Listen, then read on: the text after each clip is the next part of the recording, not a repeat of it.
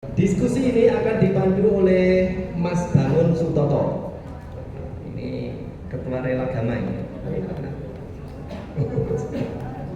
Ya. Sebagai informasi, ini nanti tentu akan nabrak asar. Nanti ketika adzan asar kita akan jeda sholat dulu. Oke.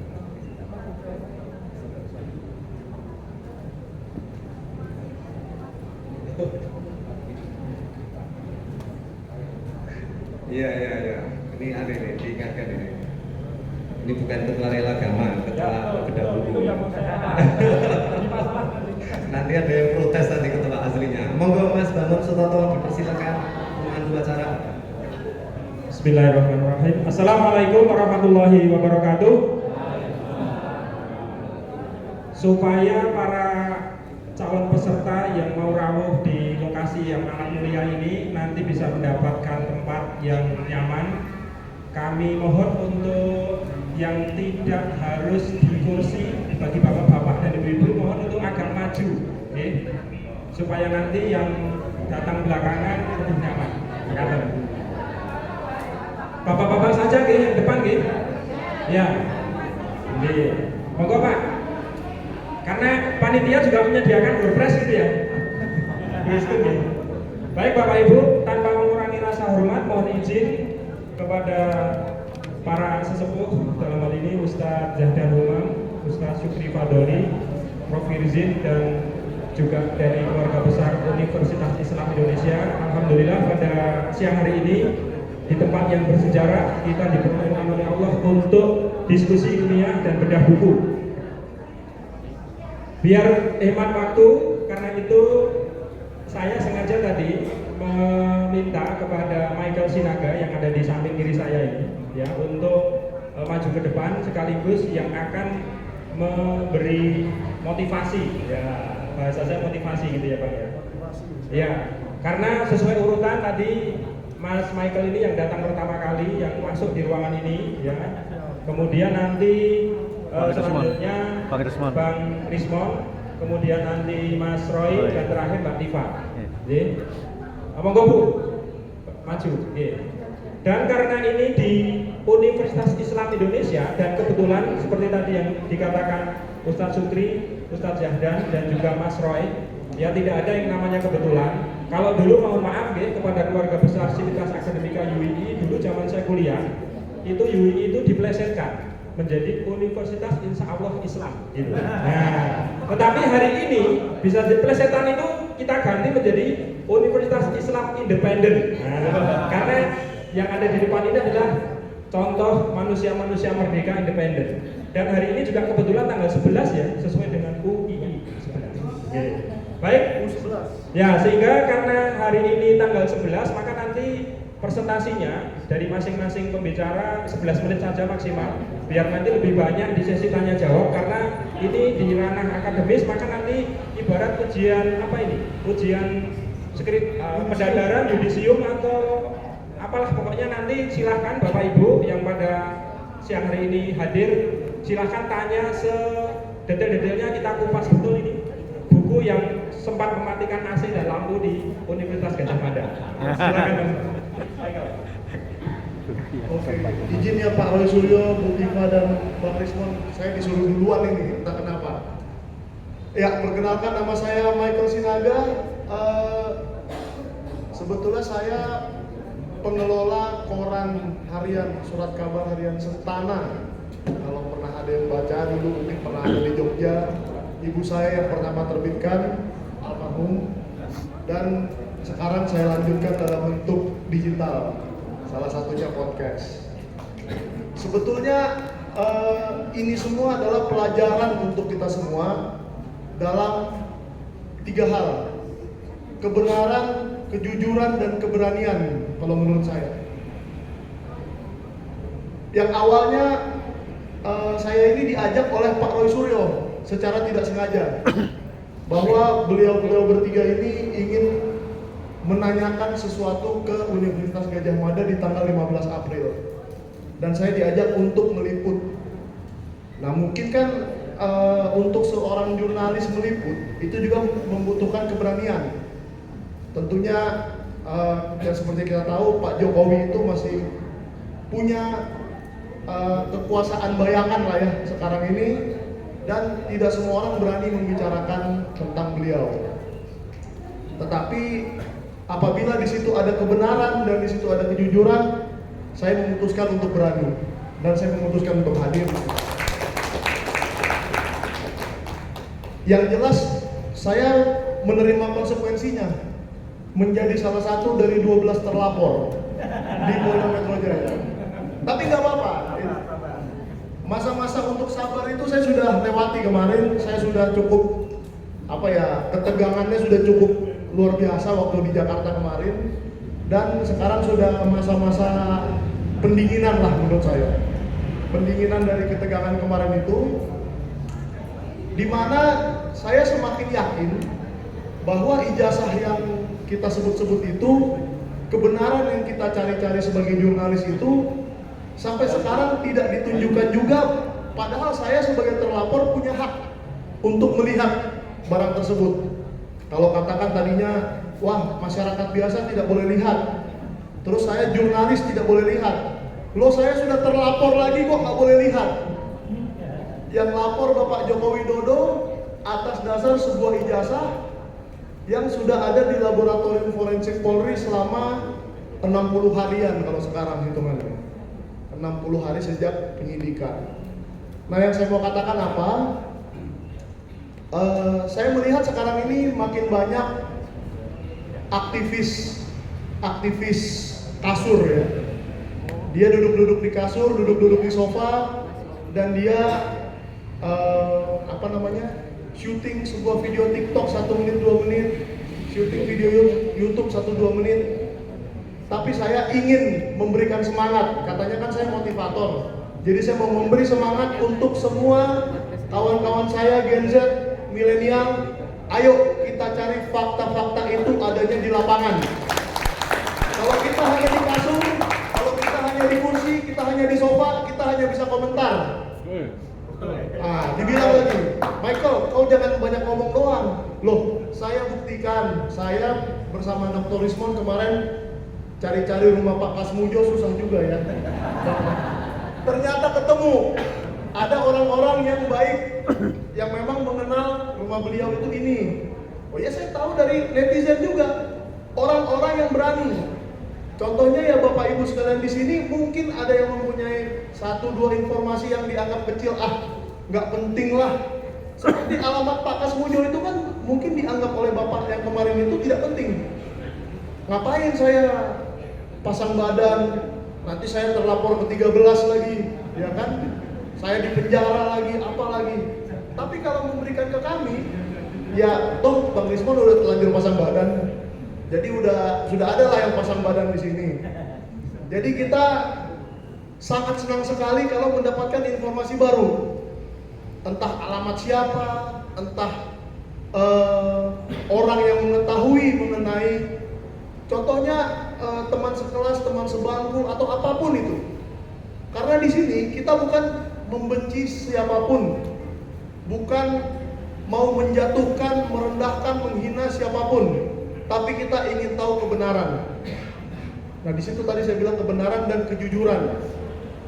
Apa benar dokumen-dokumen itu yang dipakai untuk mencalonkan diri jadi presiden? Saya juga nggak pernah bohong, saya juga pernah mencalonkan diri. Pak Roy juga pernah mencalonkan diri jadi anggota DPR RI. Kebetulan beliau menang, saya tidak. Bedanya itu doang. Partainya nggak perlu disebut, tapi mirip warna karpet inilah. Jadi curcol. Jadi bedanya beliau menang, saya tidak. Tapi itu nggak apa-apa. Menang atau kalah itu sudah jadi data publik. Artinya saya sudah tidak bisa sembunyi-sembunyi lagi bahwa saya pernah jadi caleg misalnya.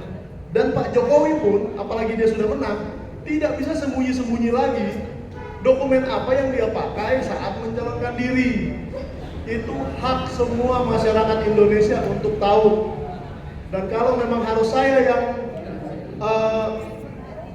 menawarkan diri, nyemplung istilahnya ya, untuk mencari tahu kebenaran ini, demi kawan-kawan sekalian yang di sini semua saya yakin sangat penasaran kebenaran mengenai ijazah dimaksud ini. Oke, kita sebagai jurnalis saya harus siap. Seperti dulu pernah ada jurnalis senior Pak Bambang Tri yang sudah siap duluan, saya pun harus siap. Dan saya mengajak kawan-kawan jurnalis semua, apalagi yang muda-muda, ayo mari kita semua siap untuk mencari kebenaran ini. Seperti peneliti-peneliti di sebelah saya juga siap, dan saya yakin di luar sana juga masih banyak lagi peneliti-peneliti lain yang mungkin ya tidak semuanya lah meneliti ijazah Jokowi. Capek banget kita harus 1 juta peneliti untuk itu aja kan. Tapi saya yakin dengan ini, dengan perjuangan yang kita lakukan ini, Indonesia semakin baik. Para jurnalis akan semakin berani mencari kejujuran dan kebenaran. Para peneliti pun akan semakin berani. Itu aja dari saya. Semoga acara ini memberikan pencerahan bagi Bapak Ibu sekalian, saudara-saudara sekalian, dan memberikan kebenaran dan keberanian untuk bersuara. Terima kasih. Luar biasa, mantap. Kita aplaus untuk Bang Michael Sinaga, salah satu terlapor di Polda Metro Jaya. Jadi itu cerita saya. Iya. Namun ada satu catatan penting, ini khususnya untuk teman-teman Gen Z nih. Apa tadi? Mari untuk bersama-sama ya menjadi aktivis non kasur, bukan Ya. aktivis kasur. Jadi kalau RTR ini, nah ini penting juga. Ya, bukan RT sekarang.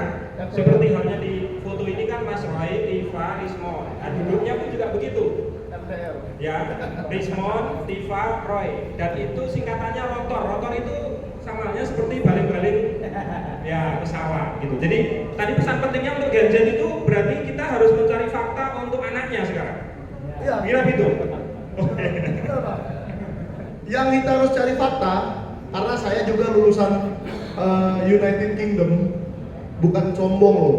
Karena Mas Gibran juga lulusan United Kingdom.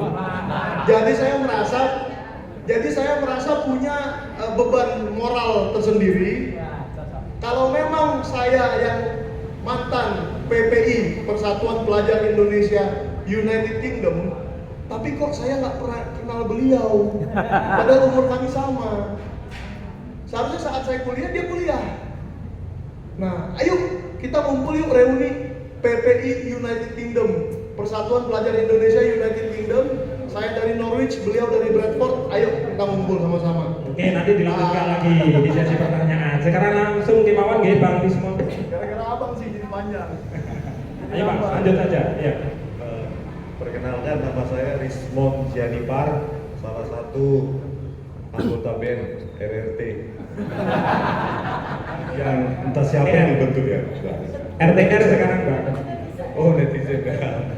Jadi kami sebelumnya belum berkenalan. Dengan Bu Tifa pun saya pertama kali bertemu ya di UGM 15 April, tepat di ruang 109 di Fakultas Kehutanan UGM. Sebelumnya belum tahu, nomor telepon juga tidak tahu, ya, cuma tahunya dari YouTube. Nah, kalau Pak Roy jelas tentu kenal karena orang terkenal kan, Pak Roy. Nah, kebetulan pertama kali face to face itu di podcast Diskursus di mana kami secara diametral argumentasi ya tentang tentang rekayasa barang bukti digital yang dilakukan oleh Laboratorium Komputer Forensik Mabes Polri, ya, Kapoldanya saat itu ya, untuk kasus kopi cyanida Jessica Wongso. Ya, saya sudah tuliskan bukunya juga, ya, saya buktikan di situ bahwa Tito Karnavian sebagai Kapolda Metro Jaya, Krisnamurti sebagai Direktur Reskrimum, dan dua ahli Polri, dua ahli forensik digital, Muhammad Noah Lazar dan Christopher Harimantrianto, memanipulasi barang bukti digital cuma pakai software gratisan Irensoft dan Freemake. Itu tercatat di metadatanya. Nah, berangkat dari situ, semua akhirnya saya meragukan semua hasil dari Puslapor Polri. Berangkat dari situlah betapa mereka sebuah institusi yang seharusnya dibayar oleh rakyat keringat kita, ternyata hanyalah laboratorium tempat merekayasa rakyat seperti rakyat jelata seperti Jessica Wongso. Mungkin sebagian mengatakan, itu kan Jessica Wongso orang kaya. Siapa bilang?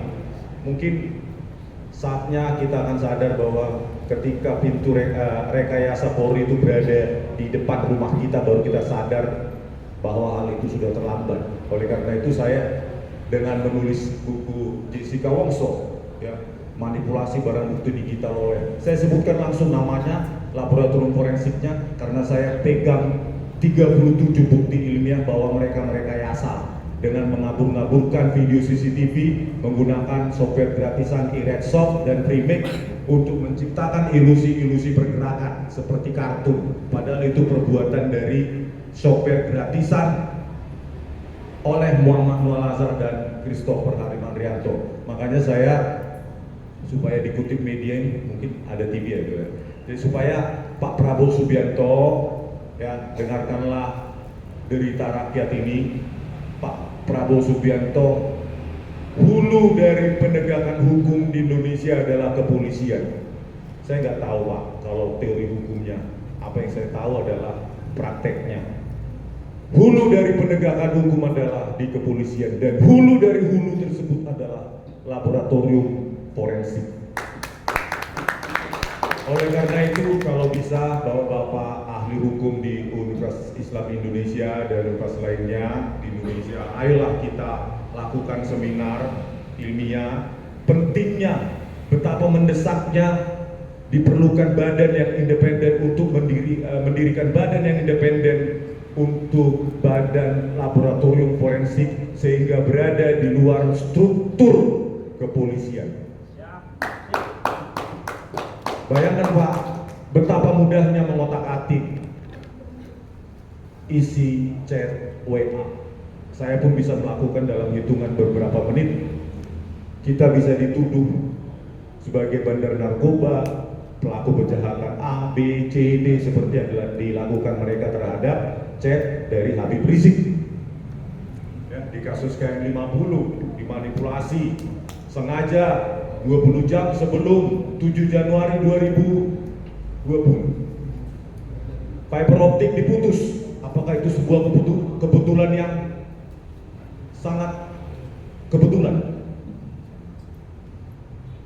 Fiber optiknya, seratnya tidak dianalisa. Kalaupun diputus, apakah dipotong pakai gunting, apakah karena akibat dari petir, apakah dimakan tikus, itu tidak ada. Dan saya baca keputusan, ya, naskah keputusan di KM50, betapa brutalnya kepolisian, ya, yang diekstraksi hanya HP-HP dari yang sebelumnya terdakwa juga, ke-6 Laskar FPI yang sebelumnya tersangka juga, akhirnya dicabut. Yang diekstraksi justru korban. Sementara data di HP maupun apapun gadget elektronik mereka yang mereka pakai, mulai dari operator lapangan sampai ke pusat komando, Kapolri, Kabar Eskrim, itu tidak pernah diekstraksi. Saking semangatnya saya Pak, betapa latar belakang itulah yang membuat saya ada tanda kutip dendam, ingin memurnikan. Hei polisi, kami nggak bodoh-bodoh banget kalian bodohin. Oleh karena itu kami tuliskan ini, ya, sebagian tulisan saya di sini, ya, borongan meskipun terpisah jauh jaraknya, saya menulisnya di Bagigi karena saya disuruh pulang oleh orang tua saya untuk menjaga orang tua saya di kampung, jadi nggak bisa kemana-mana. Nah di sini, bentar ya Pak, halaman mulai bab 9, mulai bab 9 halaman 82. Nah sering di televisi, ya, kita sudah presentasikan ini, ya, betapa kalau tanpa ada manipulasi digital seharusnya, ya, tempelan dari foto itu seharusnya berada di bawah stempel, ya. Pertanyaannya kenapa dilakukan analog itu 82, halaman 82. Kenapa dilakukan uji forensik? Ya karena kami tidak berwenang untuk menyita analognya, kan segampang itu. Terus pertanyaannya, apakah uji forensik bisa mengautentikasi atau menguji keaslian dari dokumen analog? Ya bisa. Menganalisa isi kandungan kimia di bulan, di bintang, galaksi tertentu saja bisa. Apalagi cuma dokumen digital yang sederhana seperti itu. Ya. Banyak di sini salah satu uji stempel kita memeriksa intensitas RGB, red, green, blue, salah satu ruang warna yang terdistribusi kanal R, G, dan B. Ini sebenarnya mata kuliah semester 2 Bapak dan Ibu di teknik elektro ataupun teknik informatika. Saya juga bingung kenapa nggak berkontribusi ya teman-teman informatika atau elektro. Ini cuma semester 2, masih semester 4, semester 5. Ini mata kuliah dasar sebenarnya. Nah, di situ uji stempel. Nah, di situ kan jelas. Saya uji juga kalau dikatakan oh itu karena warna hitam. Saya deteksi juga di situ ya lintasan stempel yang berada mencampur dengan tanda tangan tersebut dan terdeteksi lintasan stempelnya berwarna merah dengan menganalisa nilai-nilai dari setiap kanal red, green, dan blue. Kalau dia tidak ada, maka dia menuju ke 0. Kalau dia ada, maka dia menuju ke 255. Kenapa 255? Karena dia 8 bit per pixel. 2 pangkat 8 kurang 1, 256 kurang 1, 255. Jadi maksimum nilainya adalah 255. Jika tidak terdeteksi, maka dia nilainya menuju ke 0. Nah, itu kita deteksi. Sesederhana itu. Jadi tidak terdeteksi. Yang diklaim asli oleh anggota partai ijazah, sumber ijazah itu ya. Nah, itu. Nah, hal yang sama kita lakukan deteksi terhadap ruang yang lainnya. Ya. Nah, itu nilai-nilainya tabelnya itu. Ya. Nah, kalau dia menuju nilai-nilai besar, maka ada kanalnya apa? Distribusi red, green, dan blue. Ini mata kuliah dasar banget ya Bapak Ibu. Nah, itu terdeteksi. Ada juga yang tidak terdeteksi. Coba berikutnya. Misalnya, terus itu mendekati 0, benar-benar kosong. Nah, itulah salah satu contoh pendeteksian pada ruang warna red, green, blue. Nah, di dalam image processing itu bukan hanya dikenal dengan red, green, blue. Kita deteksi juga intensitas di ruang warna lain. Seperti di sini di ruang warna CMYK, cyan, magenta, yellow, black, dan terus ruang warna HSV, hue, saturation, and value. Dan semua tidak terdeteksi pada 3 ruang warna tersebut. Jadi maka kita simpulkan bahwa ya, yang diupload oleh Dian Sandi Utama yang merupakan diklaim ijazah asli Joko Widodo itu adalah hasil manipulasi digital. Terus berikutnya bab 10 ya, error level analysis ya, itu juga dilakukan oleh Mas Rosuryo. Mungkin nanti Mas Rosuryo aja saya skip yang menjelaskan. Nah, terus kita lakukan juga overlapping detection halaman 161.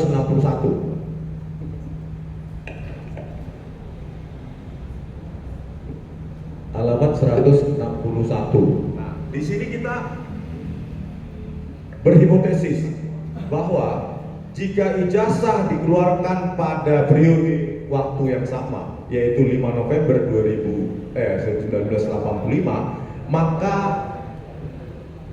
tuangannya atau plate-nya itu pasti sama, dan posisi huruf relatif terhadap watermark UGM atau logo UGM pasti terkunci dengan proporsi atau persentase yang sama. Nah, tetapi ya, kita bandingkan 2 saja ijazah yang diklaim punya mereka masing-masing, yaitu ijazah Pronojiwo dan ijazah dari Joko Widodo. Itu mengalami pergeseran. Ya, ada 6 pergeseran huruf relatif terhadap logo UGM, dan itu ada 6 pergeseran dengan masing-masing persentase yang berbeda-beda. Oleh karena itu kami simpulkan bahwa ijazah Pronojiwo dan ijazah dari Joko Widodo berasal dari plate yang berbeda. Terus yang bab ke-12 halaman 211 itu ada analisis lapisan visual. Nah ini juga hal yang mendasar juga di teknik elektro maupun teknik informatika. Kita hanya menggunakan algoritma yang sudah sangat umum digunakan oleh mahasiswa, yaitu Cummins clustering, segmentasi ruang warna HSP, dan algoritma Gaussian mixture model. Di situ menyebutkan bahwa dari dua ujian ijazah yang kami analisa, lapisan-lapisannya itu berbeda. Bagaimana kita mendeteksi? Yaitu lewat clustering, grouping. Nah, kami simpulkan di situ lewat kajian ini bahwa di ijazah Joko Widodo, ijazah Pronojiwo itu watermark menimpa huruf. Watermark di sini tersebut memang berfungsi untuk menguji huruf agar tidak bisa atau sulit dimanipulasi. Tetapi yang ada di ijazah Joko Widodo sebaliknya, watermark itu ditindih oleh huruf. Watermark itu berfungsi untuk menguji huruf, bukan huruf menguji watermark. Terbalik. Oleh karena itu kita simpulkan yang palsu adalah punya Joko Widodo.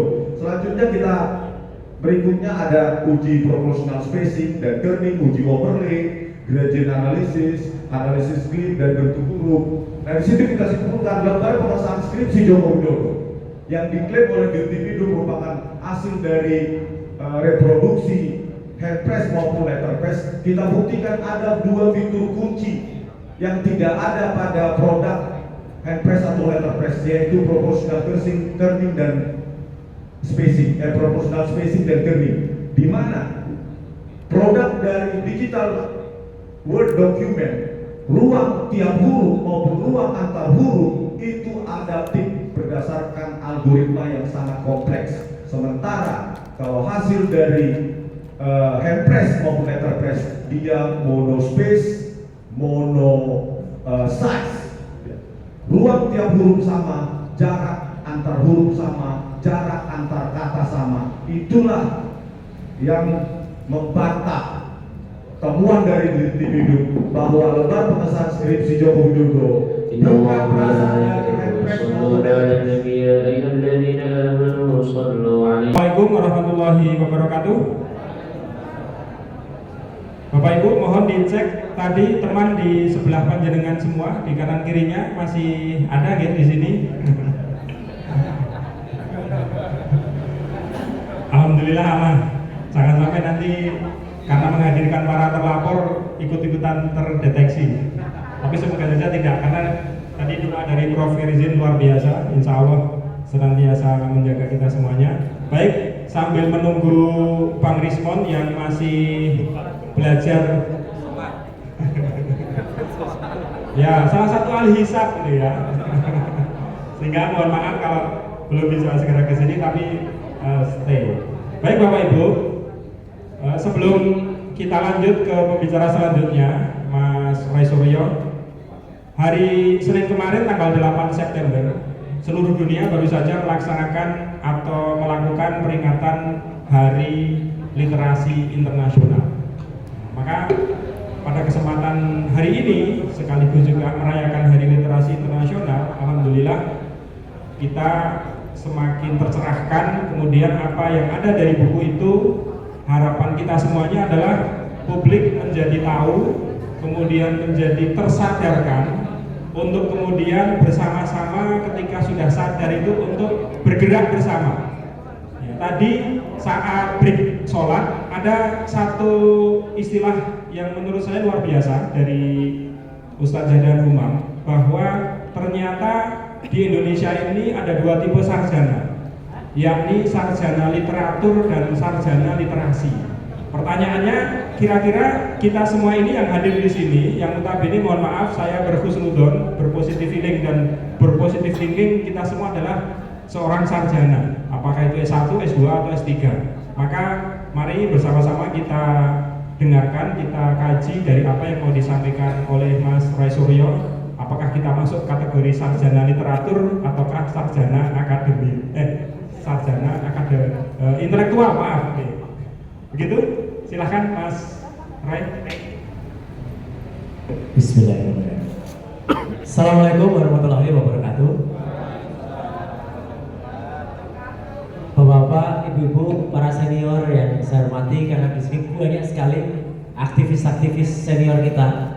Dan saya tadi dibisiki, alhamdulillah baru kali ini senior-senior dari pergerakan kita, kakak-kakak saya yang senior pejuang aktivis angkatan 66, 67, 68, 70-an bisa hadir semua. Tepuk tangan untuk beliau-beliau.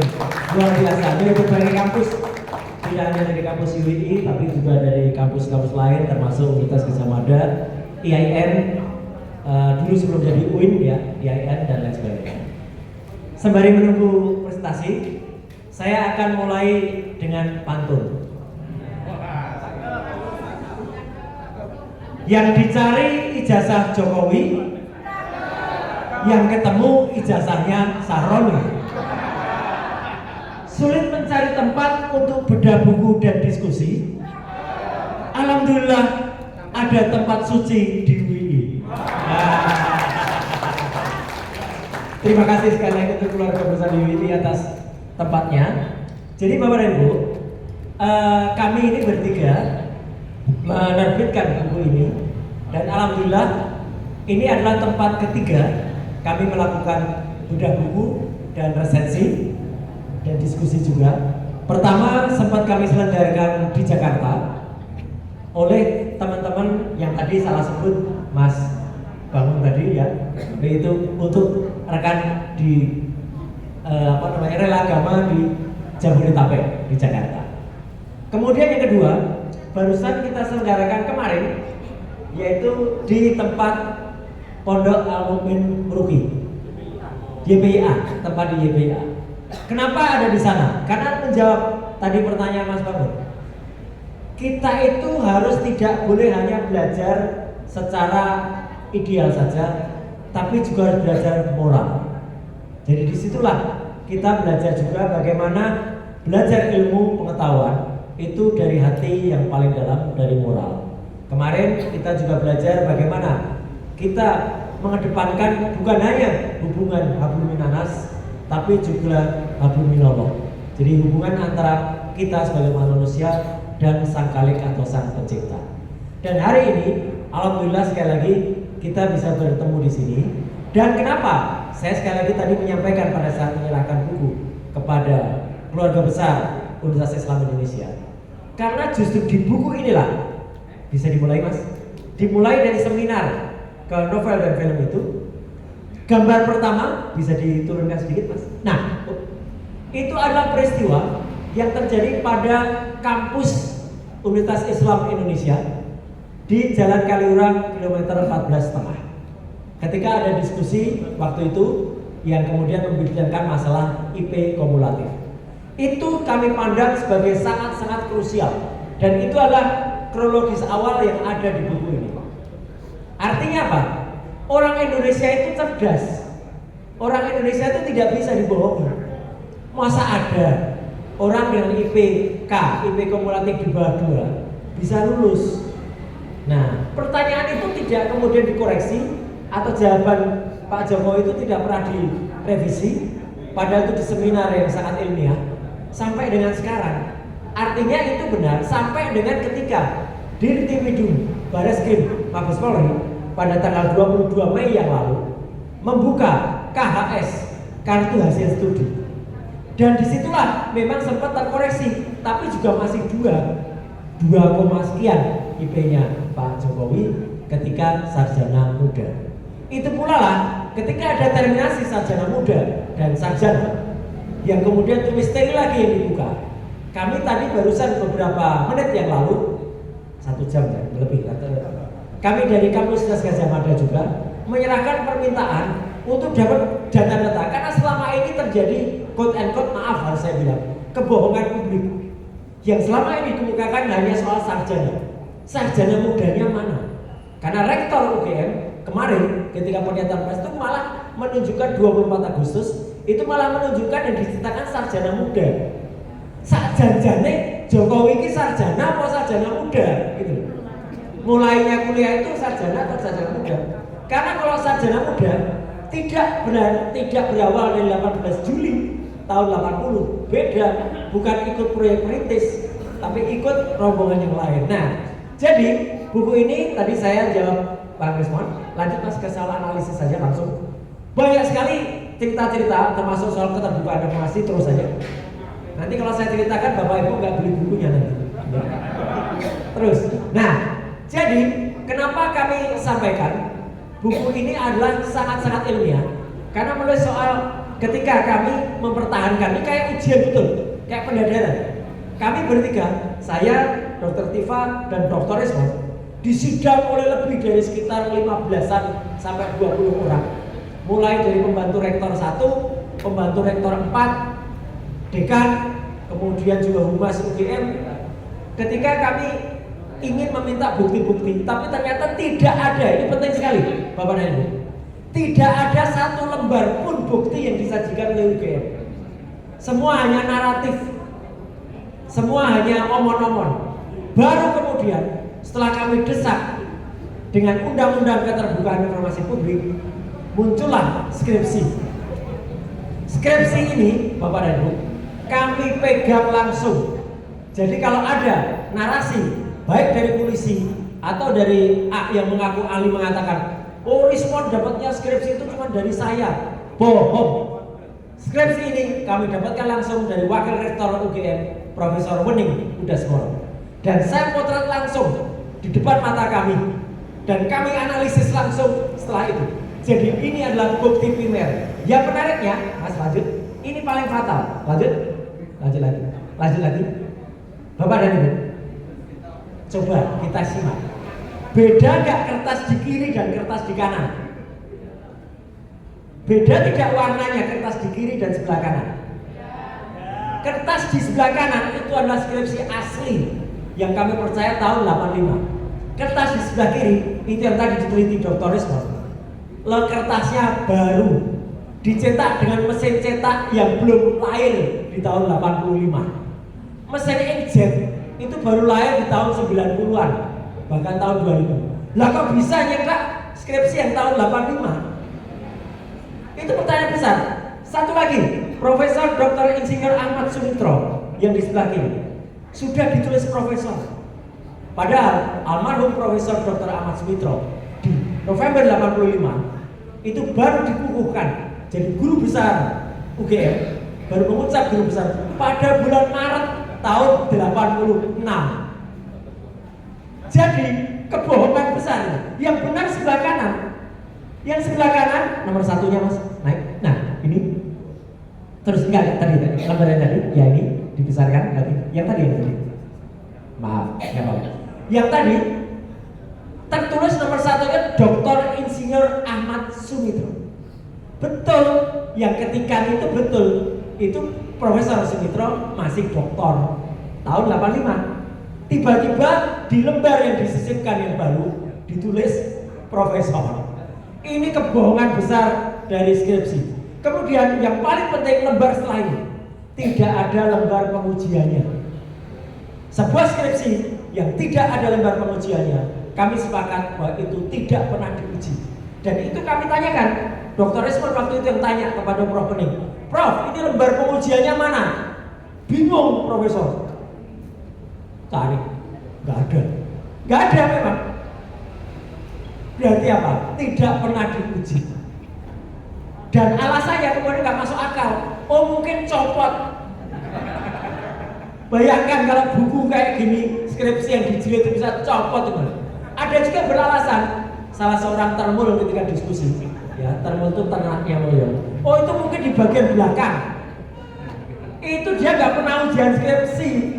Kalau skripsi itu apa? Nah yang terakhir ini saya sampaikan sebelum nanti Dr. Tifa adalah fakta yang disampaikan tadi oleh Pak Rismon bahwa di sini ada ketika kebohongan tahun 2017 ketika Pak Kasmujo yang kemudian menyampaikan testimoni di bawah tekanan karena di sampingnya presiden.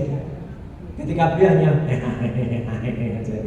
ketika penerima saya bolak-balik dan akhirnya alhamdulillah lanjut Mas. Inilah yang ditemukan oleh kami yang diwakili Dr. Rismon dan Mas Michael tadi. Penampilan Pak Kasmujo dalam 2 menit yang mengubah sejarah. Kenapa mengubah sejarah? Pak Kasmuja menyatakan beliau bukan dosen pembimbing skripsinya Jokowi, bukan juga dosen pembimbing. Dan Dr. Rismon tidak main-main, berani melaporkan statementnya ini sebagai kebohongan publik saudara Jokowi ke Polda Metro Jaya. Tapi sayangnya gedung tempat pelaporan Dr. Rismon kemarin SPKT terbakar. Jadi mungkin Dr. Rismon harus ulangi laporannya. LP-nya terbakar. Ini terbakar beneran kemarin. Polda Jogja. Iya. Jadi itulah yang terjadi. Jadi Bapak dan Ibu, inilah buku yang kami tulis 700 halaman loh. Bukan main-main. Buku ini kami tulis dengan kadar ilmiah, dengan kadar ilmu pengetahuan. Kami siap ditantang, kami siap diuji secara ilmiah. Buku, jawablah dengan buku. Itu ditunjukkan oleh pesantren kemarin. Kami ketika habis diskusi, kami juga diberikan buku. Jadi alhamdulillah itu terjadi, tidak buku dijawab dengan hukum, apalagi buku dijawab dengan tuntutan. Sekian, terima kasih. Wassalamualaikum warahmatullahi wabarakatuh. Silakan. Terima kasih kepada Mas Roy Suryo.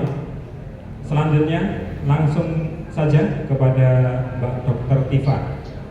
Tadi waktu break banyak sekali yang bertanya, Mas Roy dan Bu Tifa tadi ke UGM apa Mas? Wah, saya belum sempat ngobrol, silahkan nanti ditanyakan sendiri. Nah ini apakah mau menyampaikan yang tadi selama di UGM, apakah jangan-jangan face Bu Ova sudah berubah sebagaimana waktu beliau konvers yang terakhir? Silahkan Mbak Dokter. Bismillahirrahmanirrahim. Assalamualaikum warahmatullahi wabarakatuh. Ya, izin ini cerita dulu 1 menit, kemudian saya baru akan memulai bagian saya. Jadi alhamdulillah pada hari kemarin 10 September 2025 kami melakukan muhibah ke Solo ya. Pertama niat kami yang nomor 1 adalah mau sowan Pak Joko Widodo. Ceritanya kalau mau ikut, bener. Jadi kami ke Sumber, rencananya mau baris, siapa tahu dapat kaos. Ternyata rumah beliau kuncian gitu ya. Jadi biasanya kalau sepi sekali kalau di Jakarta kan biasa ya kami suka lewat rumahnya Pak mantan Presiden Soeharto ya. Jadi ketika beliau masih sugeng itu walaupun sudah belasan tahun sudah nggak jadi presiden itu kan tetap ada yang jaga. Di ujung jalan Cendana itu dari ujung depan sama ujung belakang itu selalu ada bukan. Jadi iya, maksudnya ada polisi dan tentara resmi begitu ya. Bahkan sampai beliau wafat pun rumah tersebut masih dijaga. Nah kemarin itu kami masuk ke gang beliau itu nggak ada termol, nggak ada satupun yang suka baris itu. Intel yang kami nggak tahu, tentara polisi juga nggak ada. Jadi benar-benar sangat sepi. Gitu. Dan kabarnya ya A1,5 lah. Gitu. Beliau sudah tidak di Solo lagi gitu. Nah, jadi ini yang mengherankan kami karena setelah kami sowan tidak jadi karena tuan rumahnya nggak ada, pintu rumahnya juga sudah kuncian gitu ya. Kami kan memenuhi undangan bedah buku di salah sebuah universitas. Tapi di situ juga kabarnya bakal dibatalkan. Jadi berkali-kali seperti itu. Memang buku ini ajaib sekali ya. Jadi pertama ketika kami mengadakan soft launching itu berhasil memadamkan lampu dan AC. Kemudian ketika kami grand launching tanggal 29 Agustus 2025 itu berhasil membuat hotel-hotel di Jakarta ketakutan sehingga kami pindah-pindah hotel seperti itu ya. Dan keajaiban berikutnya lagi adalah buku ini berhasil membuat universitas-universitas ketakutan gitu. Jadi saya apresiasi sekali dengan Universitas Indonesia ya, yang Universitas Islam Indonesia yang alhamdulillah hari ini berkenan dan berani mengadakan acara bedah buku tangan untuk Universitas Islam Indonesia. Nah jadi itu lika-liku sebuah perjuangan. Kemudian setelah kami bedah buku alhamdulillah juga dihadiri oleh pada akhirnya berlangsung dihadiri oleh para tokoh, akademisi, para rektor, para dekan dari universitas-universitas di Solo ya. Kami sekaligus juga menyampaikan bahwa sesungguhnya yang paling pas ya, buku ini harus hadir di universitas untuk dibedah bersama. untuk dikritisi bersama, untuk dicerna bersama oleh para akademisi-akademisi yang ada di universitas-universitas tersebut. Jadi buku ini kan paling pas bukan di kafe, bukan di restoran, tapi di mimbar universitas ya. Dan kami bertiga sebagai penulis sekaligus peneliti sangat siap untuk mendapatkan masukan, untuk mendapatkan kritikan, untuk bahkan mendapatkan koreksi ya, untuk mendapatkan masukan. Dan insya Allah semua masukan, kritikan dan sebagainya itu akan menambah khasanah, menambah validitas dari hasil penelitian yang kami tulis di buku ini. Bukankah begitu ya Bapak dan Ibu sekalian ya? Nah, jadi pada kesempatan ini saya juga mengulang apa yang disampaikan Pak Rismond dan Pak Roy. Kami sangat senang sekali apabila dengan apa yang kami sampaikan muncul keberanian dalam tanda kutip universitas-universitas untuk mengundang kami. Dengan senang hati kami akan meluangkan waktu. Nah, lalu kemudian kami juga mendapatkan konfirmasi dari sosok seseorang yang sangat menginspirasi kami, terutama dari sisi keberanian beliau dalam mengulik, dalam membongkar ijazah palsunya Joko Widodo. Jadi ini musuh utamanya Joko Widodo sejak tahun 2016 dan berhasil dikriminalisasi, berhasil dijebloskan penjara 2 kali loh, nggak kapok-kapok gitu loh. Saya sampai mikir apa ya enak ya di penjara kok yang bersangkutan ini nggak kapok gitu kan. Sudah di penjara bertahun-tahun masih begitu keluar masih ngejar soal ijazah ya. Jadi kami dapat konfirmasi Pak Bambang Tri sudah kondor ke rumahnya di Blora. Jadi kemarin begitu habis maghrib kami kejar, kami sowan ke rumahnya Pak Bambang Tri. Kami ngobrol sampai tengah malam. Jadi selesai kami istirahat sebentar langsung cepat-cepat ke Jogja. Karena kami juga memang merencanakan untuk ke UGM lagi seperti yang tadi sudah disampaikan oleh Pak Roy dan kemudian ke sini. Jadi mohon maaf ketika tadi kami agak terlambat ya karena seperti itulah ya. Jadi di UGM itu menanti mereka makan siang. Oh, menanti makan siang. Jadi kami harus menanti makan siang. Makan siang juga. Jadi kami makan di SGBC. Jadi seperti itu karena kami disuruh menunggu dan sebagainya. Jadi birokrasinya masih sefeodal itu gitu ya.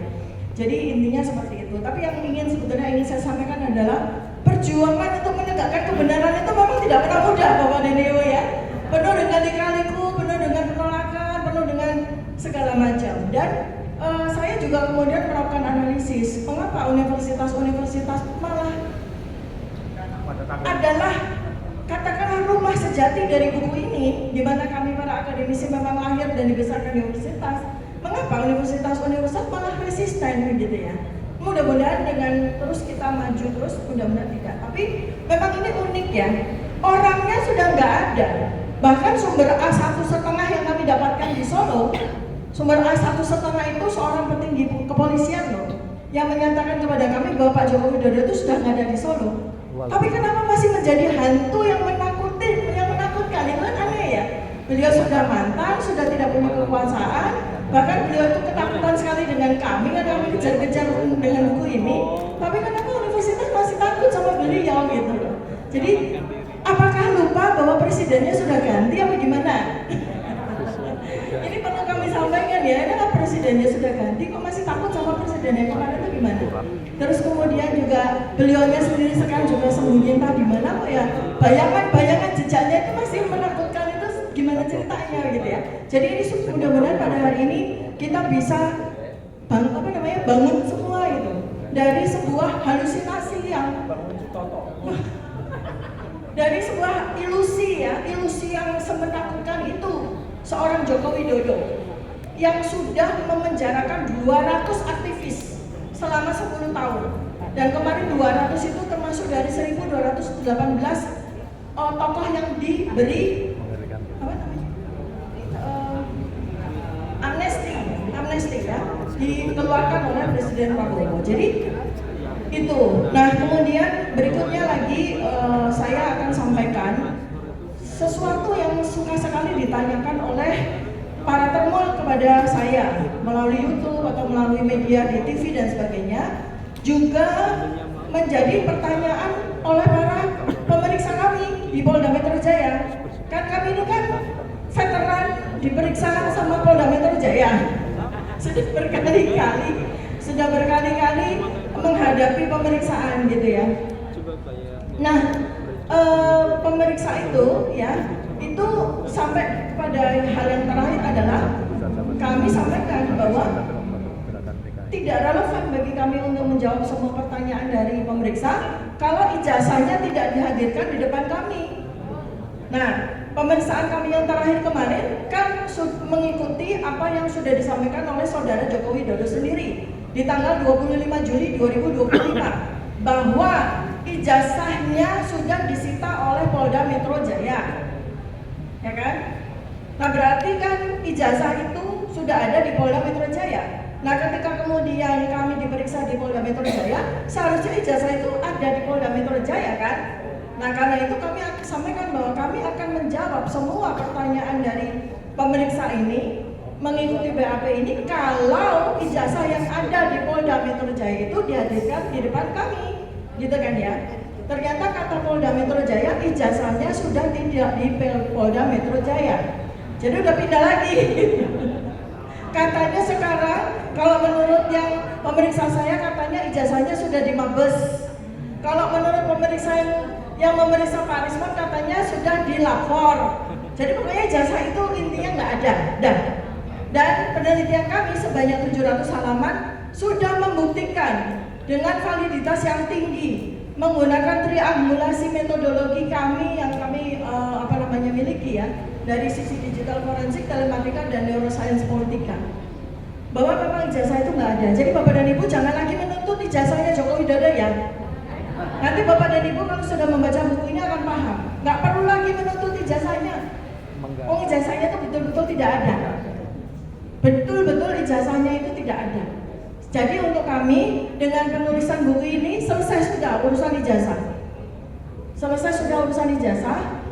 Yang sekarang harus dilakukan apa? Ya sekarang meminta pertanggungjawaban kepada yang bersangkutan. Karena ternyata selama 20 tahun mendapatkan fasilitas sebagai pejabat mulai wali kota, gubernur sampai presiden menggunakan dokumen yang sama sekali tidak otentik alias tidak ada. Itu yang sesungguhnya harus dilakukan sejak sekarang. Bukan lagi menuntut mana ijazahmu Jokowi, sudah tidak relevan lagi.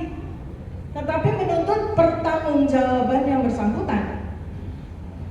Karena telah menggunakan dokumen yang tidak otentik untuk meraih jabatannya yang semua fasilitasnya bahkan dinikmati sampai akhir hayatnya itu dibayar dengan uang pajak yang kita bayarkan dengan darah dan air mata. Masa kita sebagai warga negara tidak boleh melakukan pertanyaan dan kemudian melakukan penelitian, melakukan investigasi atas dokumen yang dengan dokumen itu beliau mendapatkan fasilitas, bahkan fasilitas itu dinikmati bukan hanya kepada dirinya tapi kepada seluruh keluarganya, anaknya, menantunya, ponakannya, cucunya dan sebagainya sampai akhir hayatnya beliau nanti ya itu. Jadi sekarang tuntutan kami adalah adili Jokowi, makzulkan Gibran. Ya. Nah, Oke. sedikit.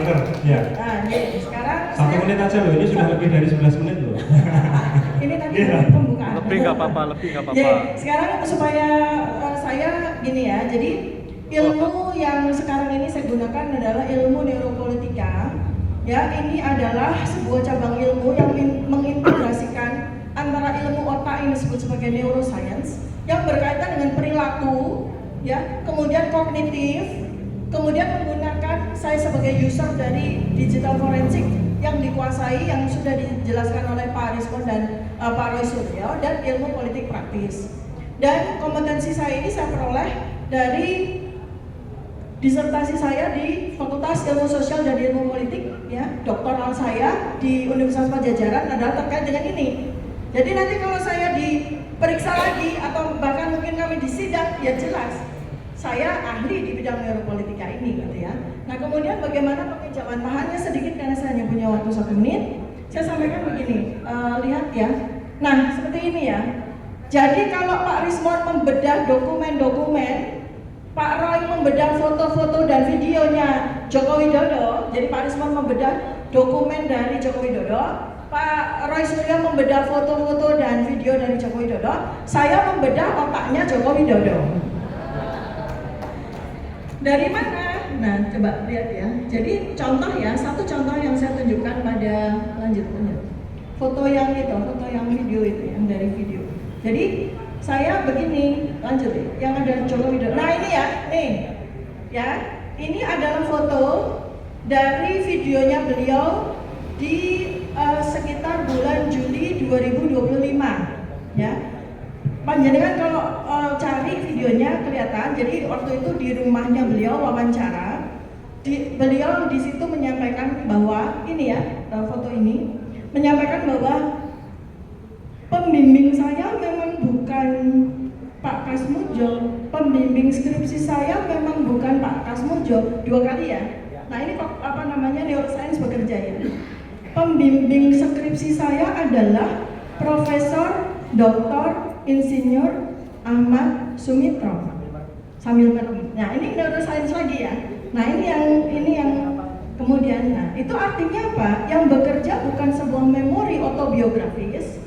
Jadi memori autobiografis yang hipokampus. Memori autobiografis di mana seseorang itu akan mengingat, merecall dari memori yang terjadi puluhan tahun yang lalu itu di tengah otak namanya hipokampus.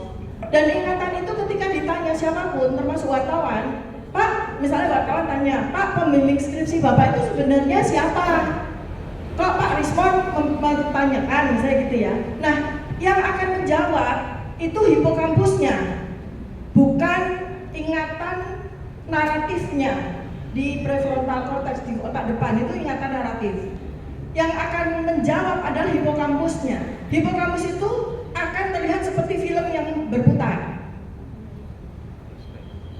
Jadi jawabannya akan begini, pembimbing skripsi saya itu Pak Sumitro, beliau itu tuh lulusan Amerika, jadi saya bangga sekali. Saya jadi mahasiswa bimbingan skripsinya Pak Sumitro, itu saya bangga sekali gitu. Hipokampus yang akan bicara seperti itu, bukan pembimbing skripsi saya Profesor Dr. Insinyur Ahmad Sumitro. Nah, itu prefrontal cortex. Nah ini ya. Jadi kalau seseorang misalnya Bapak dan Ibu punya pengalaman dapat bimbingan skripsi gitu ya, dosen itu kan pasti, kok Pak Sumitro itu waktu itu pas saya lagi bimbingan ya, beliau cerita waktu di Columbia itu suasananya seperti apa. Kemudian beliau katakan, ini loh saya tuh dapat waktu tesis saya di Amerika itu. Nah ini masukan ya di skripsi saya seperti itu. Enggak cerita profesor doktor, terus ditanya, loh bukan Pak Kasmujo? Bukan, Pak Kasmujo itu dosen pembimbing akademik saya gitu. Ya, jadi seperti itu. Nah kemudian saya di buku ini juga saya membuat komparasi dari narasi maupun video neuroscience beliau ketika pertama kali waktu yang tadi sudah disampaikan oleh Pak Roy Suryo ya, 2017 waktu reuni. Ketika pertama kali kita semua tahu, se-Indonesia tahu, Presiden Joko Widodo di tahun 2017 menyatakan bahwa pembimbing skripsi saya yang galak banget itu, yang saya waktu bimbingan bolak-balik, namanya adalah Insinyur Kasmujo. Ya, nah itu pun juga merupakan sebuah soal neuroscience bagi saya. Nah, ini saya spill singkat saja karena ya saya sendiri sangat senang ya ketika melakukan penelitian terkait dengan otaknya Pak Jokowi ini gitu ya. Kemudian ada satu terakhir ya Mas, saya setengah menit tentang psikologi kognitif ya, non sewu ya. Selama ini banyak orang yang suka disebut sama Termul sebagai pembenci Jokowi, barisan sakit hati dan sebagainya gitu ya. Ya, yang kita suka mohon maaf ya, kita paling sering tuh we walk the talk misalnya gitu ya. Seperti itu misalnya. Ini berkaitan dengan psikologi kognitif. Artinya apa? Seorang sarjana itu punya psikologi kognitif yang setara dengan level kesarjanaannya. Termasuk pengakuan bahwa dia tidak begitu fasih berbahasa Inggris, maka dia tidak akan memaksakan dirinya untuk bicara bahasa Inggris. Itu adalah level psikologi kognitif. Jadi tidak usah malu ketika sisi bahasa Inggris yang tidak dia kuasai itu. Tetapi ketika seseorang level psikologi kognitifnya itu tidak mencapai level sarjana, maka dia tidak sadar ketika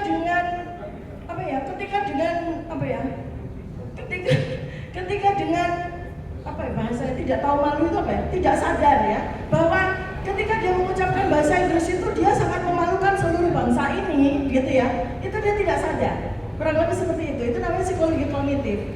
Kita ingat ya Presiden Soeharto 32 tahun sama sekali tidak pernah berbahasa Inggris. Beliau menyadari walaupun level psikologi kognitif beliau tinggi, tapi beliau menyadari beliau hanya sekolah rakyat.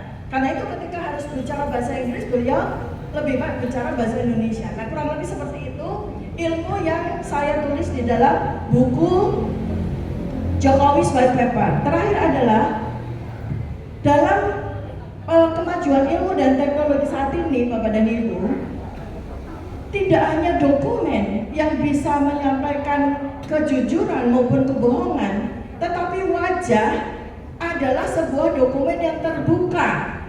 Wajah tidak bisa dibohongi, wajah tidak bisa berbohong. Dia akan menceritakan apa saja sejujur-jujurnya. Demikian, mohon maaf Mas Bangun, waktu yang saya ambil banyak. Mudah-mudahan bermanfaat bagi Bapak dan Ibu semuanya. Mohon maaf kiranya bila ada salah kata dan sikap. Billahi taufiq wal hidayah. Assalamualaikum warahmatullahi wabarakatuh. Waalaikumsalam warahmatullahi wabarakatuh. Luar biasa apa yang disampaikan oleh Mbak Dr. Tifa ini, dan dari depan tampak begitu banyak wajah-wajah yang penasaran ingin bertanya. Kalau saat launching buku di Jakarta beberapa waktu yang lalu, Mbak Dr. Tifa menyampaikan 3 orang penulis ini adalah bocil-bocil, tetapi sepertinya bukan bocil, Mbak Dokter ya, tapi bocah tua nakal. Karena jelas-jelas berani. Karena itu tanpa mengurangi rasa hormat kepada para hadirin semua, kami mohon kepada Prof. Firizin dan juga nanti Ustadz Syukri Fadoli secara bergantian nanti mengingatkan ini atau mempertanyakan kepada bocah tua nakal 3 ini. 4 ya, mohon maaf nih sama. Monggo kepada Prof. Firizin lebih dahulu atau Ustadz Syukri, kami persilahkan. Terima kasih. Saya kalau menulis komentar di grup-grup ini, mereka itu trio RRT, gitu ya. Memang saya sebut trio RRT.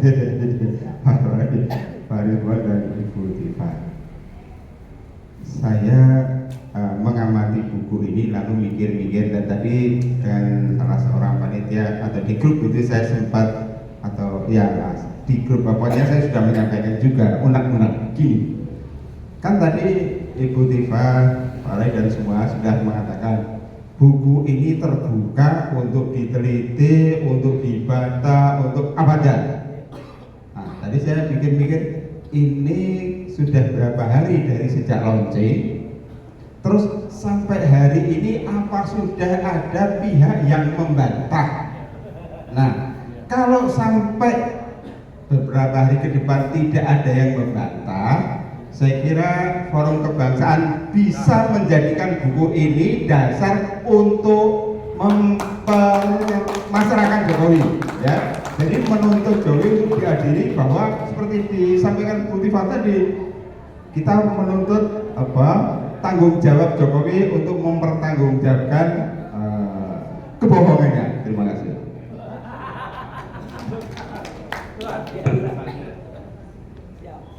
Assalamualaikum warahmatullahi wabarakatuh.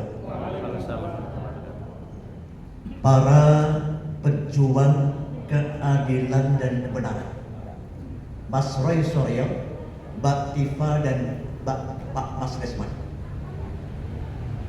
Ketika orang tidak banyak untuk melakukan kritik pada Jokowi, bahkan para tokoh-tokoh agama, organisasi besar Islam diam saja.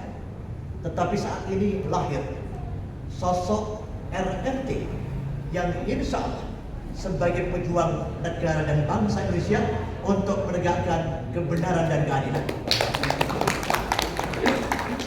Yang kedua, pemerintah sudah berganti. Sekarang kita tinggal menagih janji Pak Prabowo Subianto. Dia akan timbul tenggelam bersama rakyat.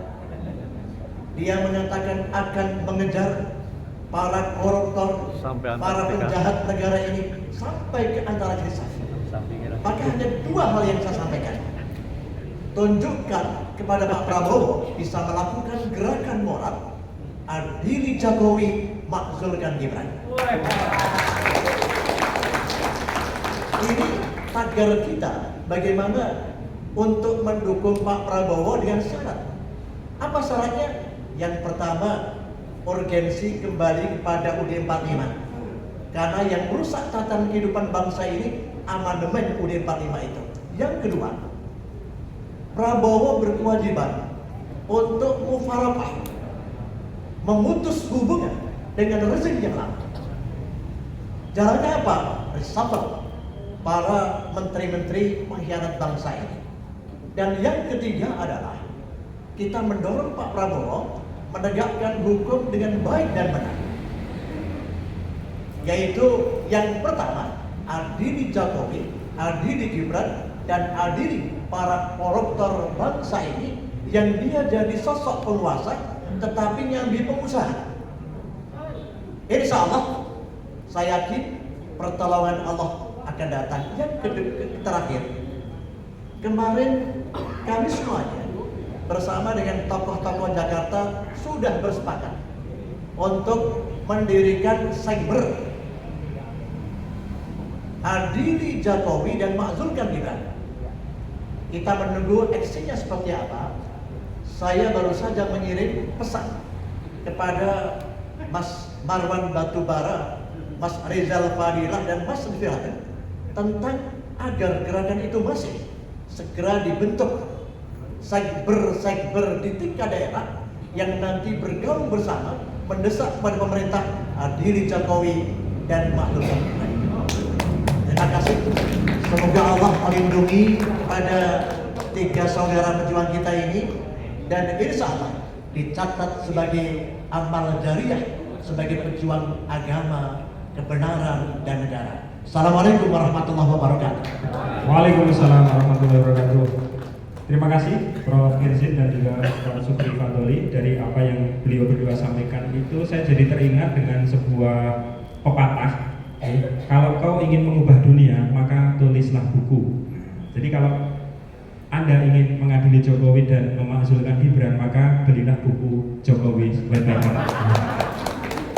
Baik, monggo untuk sesi diskusi tanya jawab kami buka yang buku dari Dr. Komarun. Kemudian yang kedua, aksi apa yang kemudian harus kita lakukan, aksi nyata setelah kita tahu apa yang disampaikan oleh para pemateri. Kemudian yang ketiga tadi tentang bagaimana nasib para pendahulu dari tiga bocah tua nakal ini. Begitu? Silahkan siapa dulu? Monggo Mas. Yang jauh saya akan mencoba mengawali, tapi nanti pasti jawaban saya akan dilengkapi, disempurnakan oleh Dr. Tifa dan juga Dr. Ismon, karena pertanyaannya sangat banyak sebetulnya. Yang pertama, soal kemajuan teknologi Bapak. Sekarang kalau pemeriksa itu tidak perlu kita harus langsung sentuh ke orangnya. Misalnya soal lie detector. Dulu lie detector itu harus orang itu harus pergelangan tangannya itu dengan semacam sensor gitu, atau probe. Sekarang enggak. Itu sama dengan Bapak dan Ibu. Kalau misalnya sekarang tidak nyetir kereta api, kalau lewat tugu itu tidak perlu sekarang harus diperiksa tingkat fisiknya, tapi cukup dengan pengenalan wajah, dengan face recognition. Alatnya serupa itu. Logikanya adalah sama dengan misalnya kita memeriksa bayi. Dulu bayi itu kalau ibu-ibunya jauh, kalau diperiksa kandungannya itu pasti pakai stetoskop, didengarkan langsung. Sekarang dokter juga menyentuhkan, tapi alatnya sangat canggih, namanya USG, ultrasonografi. Kelihatan langsung bentuknya. Nah, demikian juga dengan pemeriksaan kebohongan. Tidak harus pemeriksaan kebohongan itu dilakukan dengan menyentuh orangnya. Sama seperti pemeriksaan misalnya ketika kemarin COVID atau flu burung. Bapak-bapak, ibu-ibu kalau lewat airport atau lewat stasiun itu akan bisa dimonitor berapa suhu badannya, kemudian warnanya akan muncul. Demikian juga dengan ilmu penelitian terbaru yang tadi sampaikan Dr. Tifa. Kebetulan Bapak dan Ibu, saya cerita, Saya sangat senang membaca penelitian Dr. Iva karena itu mengingatkan saya dulu ketika saya masih SMA. Saya itu membuat slide-slide presentasi untuk almarhum ayah saya. Ayah saya itu Profesor Suyono almarhum, pemilik Rumah Sakit Kuliner Malang, Rumah Sakit Jiwa. Dulu penelitian semacam ini ada. Ya, tapi alhamdulillah sudah ada penerusnya yaitu Dr. Iva, luar biasa. Kita berikan tepuk tangan sekali lagi. Almarhum bapak saya itu dulu juga periksa gini.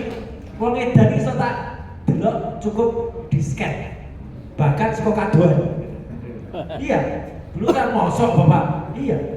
Dan alhamdulillah memang waktu itu belum terbukti karena alatnya belum ada. Dulu Rumah Sakit Gambarsari itu hanya punya brain CT scan. Itu pasiennya harus masuk. Sekarang bapak nggak perlu sentuh. Jadi sama dengan Dr. Ismon. Ketika menjawab di buku, Dr. Ismon berkali-kali dan kami itu berkali-kali disoal oleh polisi. Ijazahnya itu analog. Analog itu kertas. Harus diperiksa secara analog. Bukan begitu bapak. Sekarang bapak-bapak kalau mau periksa sidik jari, apa iya sidik jarinya dicap dulu, terus pemeriksaannya pakai lup. Lup itu kaca pembesar, terus harus diinceng, diperiksa. Enggak, cukup ini di scan, kemudian diperiksa secara digital. Jadi kami periksa ijazah Jokowi itu memang secara digital, karena digital itu sudah sangat maju. Kira-kira begitu bapak. Jadi artinya nanti insya Allah kalau misalnya saya belum pernah diperiksa Dr. Iva, nggak usah. Cukup dengan ilmu pengetahuan yang sangat maju sekarang bisa. Itulah sudah banyak alat-alat semacam itu. Ini yang pertama. Yang kedua, untuk kasus Bambang Trimulyono nanti mungkin Mas Michael dan Pak Rismon yang akan menyampaikan. Alhamdulillah Bapak, semalam kami sudah ketemu banyak. Dan nanti akan ada kejutan. Kejutan apa? Biar nanti ditunggu, tapi sebelumnya nanti bocorin sedikit Michael sama Dr. Rismon. Untuk Ibu ya, yang menjawab, kita memang semua menunggu Ibu titah dari pemimpin kita. Kita doakan semoga beliau suatu saat mendikung. Jadi memang belum. Itu persis seperti Suwargi Romonya. Suwargi Romonya dulu di Pura Wisata pernah akan mendikung begitu juga. Ngarso dalam Kaping Somo pernah mendikung. Saya harus cerita sesuatu yang akan membuat bangsa ini mengerti. Tapi kuasa Tuhan mengatakan lain, beliau wafat sebelum beliau menyampaikan itu. Jadi beliau saya ingat betul, ngarso dalam Kaping sama itu ngendiko itu di Pura Wisata, tapi belum sempat. Nah ini diharapkan kita semua bergerak, makanya kita bergerak bersama. Tapi alhamdulillah satu demi satu sebenarnya itu sudah muncul tokoh-tokoh yang berani, meskipun Bapak dan Ibu saya harus bela. Prof. Sofyan Effendi itu sebenarnya sudah ngendiko sejujurnya. Tapi siapa yang enggak bisa berubah, tiba-tiba ditekan sebiar rupa, diperiksa 12 jam di rumah, ya, diintimidasi keluarganya, kemudian disoal semuanya, itu kan ya berat. Kami juga tidak lepas dari intimidasi Bapak Ibu. Tapi alhamdulillah ya berkat Bapak Ibu juga kami kuat. Berkat doa Bapak dan Ibu kami kuat. Soal DPR saya bocorkan sedikit, nanti Dr. Tifa akan menjawab ya. Alhamdulillah kami kemarin sudah memasukkan surat resmi ke Komisi 10 dan Komisi 3. Kenapa Komisi 10? Komisi 10 adalah yang memitrai atau membawahi bidang pendidikan. Kami mempersoalkan ijazah dua sekaligus, yaitu ijazahnya Jokowi dan juga ijazahnya Gibran. Dan kami akan melakukan rapat dengan pendapat dengan Komisi 10 soal buku ini. Surat sudah diterima resmi oleh Pak Putut. Pak Putut itu Kepala Sekretariat Komisi 10 protokoler. Kemudian di Komisi 3 kami bahkan langsung diterima oleh tenaga ahli dan staf ahli Komisi 3, diterima di ruang VIP dan didengarkan semua dan akan diagendakan rapat dengan pendapat juga oleh Komisi 3. Jadi kalau Komisi 3 dan Komisi 10 akhirnya belum mengagendakan itu ya gopiok lagi gitu loh. Gampang aja kalau saya ya. Untuk Ibu yang tadi ngendiko kalau Ibu pendidikannya tidak, justru Ibu lah yang menjadi semangat kami, obor kami. Tidak harus pendidikan tinggi sebenarnya. Pak Harto, Mbak Mega itu pernah kuliah Unpad, tapi Mbak Mega itu nggak lulus. Tapi nggak perlu ngaku-ngaku lulus, nggak perlu nyetak ijazah. Mbak Mega cukup pakai ijazah SMA-nya Bu, dan toh juga masuk. Tapi ada mana nggak ada gambarnya di sini. Masjid nggak ada gambarnya. Nggak ada anak yang tiba-tiba ngaku SMA-nya Singapura, tapi kemudian nggak ada ijazahnya juga. Dan tiba-tiba dia ngakunya di UTS, University Technology of Sydney, tapi ternyata ijazah atau surat persamaannya itu ternyata selevel SMK. Ijazah atau surat kursus dari Australia itu levelnya SMK. Jadi inilah acak adut sekali. Jadi bapak-bapak dan ibu-ibu, kami bersyukur kami bisa sekolah S1, S2 dan S3 ya. Dr. Tifa insya Allah sebentar lagi akan melakukan sidang promosi ya, terbuka juga ya untuk ujian doktornya. Dan tapi kami semua sama. Pendidikan itu kalau kata Prof. Ova itu hanya selembar kertas ya, a piece of paper gitu. Jadi dia sendiri sebenarnya mengecilkan arti ijazah mereduksi. Saya kira itu jawaban dari pisah-pisah dari saya. Mohon Dr. Tifa dan juga Dr. Desmond dan juga Michael nanti kalau ada yang kurang-kurang ditambah. Baik, saya lanjutkan jawaban dari Mas Roy Suryo terkait dengan pertanyaan Pak Heru. Oh ya sebentar, terkait dengan pertanyaan Bapak ya. Jadi ini seperti yang saya tulis Pak, di halaman 626 dan selanjutnya di buku ini ya. Jadi sekarang teknologi itu memungkinkan untuk melakukan pemeriksaan dengan cara assessment at distance. Jadi bagaimana kesulitan kita kalau ternyata ada seorang pemimpin negara yang sudah terlanjur disumpah, sudah terlanjur menjabat, ternyata melakukan kebohongan publik dengan kebohongan dokumentasinya, termasuk seperti yang terjadi 10 tahun terakhir ini gitu ya. Maka teknologi membantu Pak. Jadi kita tidak perlu harus memasangkan sebuah alat di kepalanya Joko Widodo ya, itu kan sangat tidak mungkin gitu ya. Baru dikasih buku aja udah pergi kok Pak. Apalagi kalau dikejar dengan alat gitu ya. Jadi teknologi yang kami sebut sebagai sebuah penggabungan antara ilmu neuroscience dengan ilmu digital forensik dan ilmu telematika dengan perangkat-perangkat yang sudah ada pada teknologi saat ini memungkinkan sekali untuk kita membuktikan dokumen itu asli atau palsu melalui dokumen-dokumen yang ada secara digital yang sudah banyak tersebar di media internet dan sudah dilakukan penelitian secara sangat akurat oleh Pak Rismond dan Pak Roy. Kemudian saya juga melakukan penelitian terhadap perilaku yang terwujud pada foto-foto, narasi, verbal maupun video-video. Itu sudah cukup sebetulnya untuk melakukan untuk membuat sebuah simpulan, Pak. Ya, itu ya. Jadi itu yang menjadi sebuah jembatan ketika kesulitan terjadi pada seorang pemimpin atau mantan pemimpin yang saat ini secara de facto masih memiliki kekuasaan karena dia memegang uang yang banyak sekali sehingga dia bisa membayar institusi sebesar kepolisian ya, dan membayar segala macam yang membuat dia terlindungi sampai dengan hari ini berbulan-bulan. Katanya sudah ada 55.000 halaman Pak terkait pemeriksaan ijazah ini dari sejak tanggal 30 April 2025 sampai dengan hari ini tuh 55.000 halaman ya, 505 dokumen ya. Itu kan sangat membebani APBN kita ya kan gitu ya. Nah tetapi ilmu dan teknologi yang kami tulis di dalam buku ini sebenarnya menjadi jembatan. Bahkan waktu gelar perkara khusus di mana kami dihadirkan sebagai saksi ahli Pak tanggal 9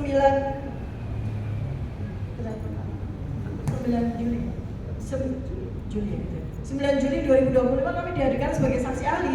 Saya mengatakan di depan Kabar Reskrim bahwa ilmu kami ini sangat berguna bagi kepolisian. Jadi kami ini aset. Ilmu kami ya yang kami kembangkan ini sangat membantu. Kesulitan-kesulitan yang terjadi ketika kepolisian sangat sulit untuk melakukan pendekatan terhadap seseorang yang masih memiliki kekuasaan yang teramat sangat besar gitu Pak ya.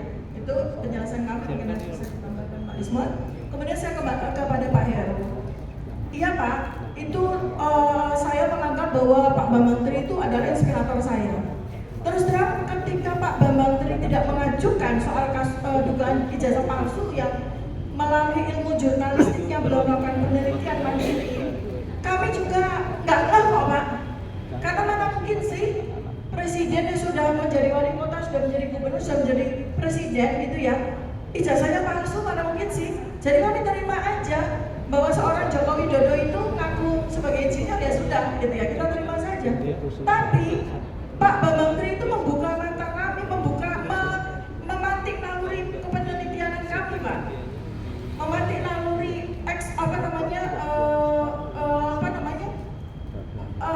bahwa kami harus terjun ini untuk membantu. Apalagi ketika kemudian beliau dipidana ya, dikriminalisasi bukan karena soal ijazah itu, tapi soal ujaran kebencian. Nah itu kan aneh ya, dan itu juga pasal yang terkena kepada kami, Pak.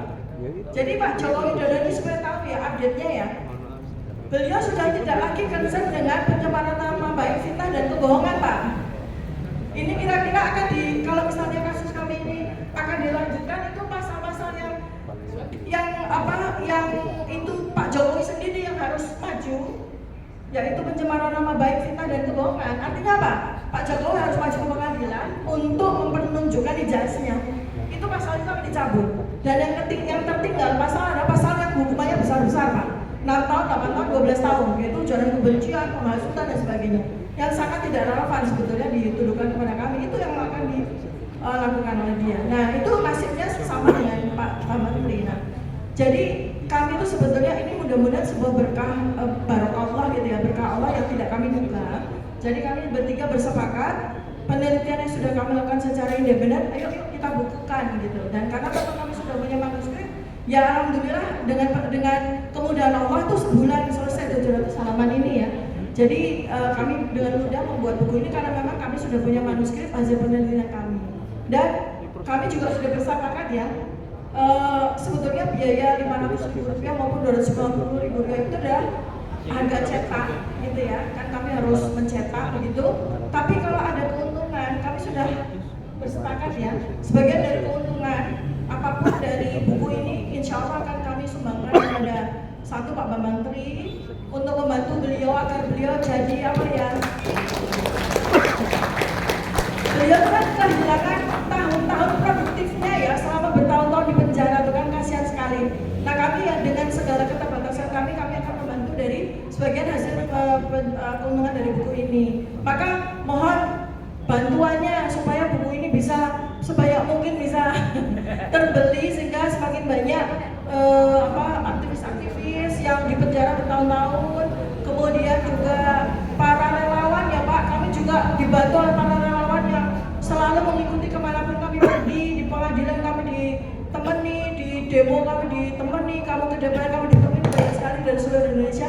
Kami juga sangat ingin bisa membantu mereka melalui hasil dari buku ini. Itu Pak Heru ya, mohon doanya ya Pak dan Bapak Ibu semuanya. Kemudian saya mau menambahkan tentang DPR kemarin ya, jadi memang kami sebetulnya ingin menyampaikan kepada para komisi ya, komisi 10 pendidikan. Kenapa? Karena buku ini sudah tersebar mulai sejak selesai dicetak tanggal 29 Agustus, itu sudah tersebar para tokoh-tokoh, para rakyat Indonesia. Nah kami khawatir kalau kami nggak menyampaikan kepada komisi 10, nanti mereka wakil rakyat malah telah tahu tentang isi buku ini gitu. Jadi kami menyampaikan mohon agar ada acara dengan komisi 10 dengan kami supaya panjenengan semua tuh nggak telat info gitu ya, itu dari sisi komisi 10 gitu, malah lebih ngerti rakyatnya daripada wakil rakyatnya, kan gawat gitu ya. Terus kepada komisi 3 itu juga kami sampaikan, sekali lagi kami underline bahwa pekerjaan yang kami lakukan terkait dengan investigasi kami ini adalah pekerjaan ilmiah. Pekerjaan ilmiah itu sepantasnya sepatutnya adalah diuji di mimbar ilmiah, bukan di mimbar sidang, bukan di ruang pemeriksaan Polda Metro Jaya. Itu nggak ketemu nalarnya, karena waktu Pak Risma pemeriksa selama berhari-hari Pak. Karena pemeriksa itu dipaksa sama beliau diberikan kuliah seminggu dengan ilmu digital forensik, apa nggak muntah-muntah itu saya pikir gitu kan. Jadi itu nggak nyambung. Tetapi kalau Pak Risma ya inginnya ayo kita bedah apa yang menjadi pengetahuan saya di sebuah forum yang tentu saja semulia forum Komisi 3. Ya. Jadi kami ingin mendudukkan masalahnya Komisi 3 itu membawa hukum. Ya jangan sebuah ranah ilmiah itu dibawa kepada ranah hukum. semudah seperti itu. Ya, begitu ya. Terima kasih. Nah, lanjutnya ke Pak Rismon untuk menjawab yang teknis. Untuk abang saya atau adik angkatan di Komunitas Teknik UGM? Waduh, angkatan pasti. Saya 94 Bang. Jurusan apa Bang? Oh, arsitek ya Bang ya, saya elektro. Nah, terkait dengan triangulation dengan apa tadi metode-metode itu, di dalam satu kasus saya melakukan 3 jenis metode. Masing-masing 3 jenis metode, misalnya uji lintasan stempel, analisa glip, noise pattern analysis, terus uji overlay, gradient analysis, terus proportional spacing dan kerning atas 2 objek uji. Yang pertama adalah lembar pengesahan pembimbing skripsi yang kami butuh sendiri. Yang kedua adalah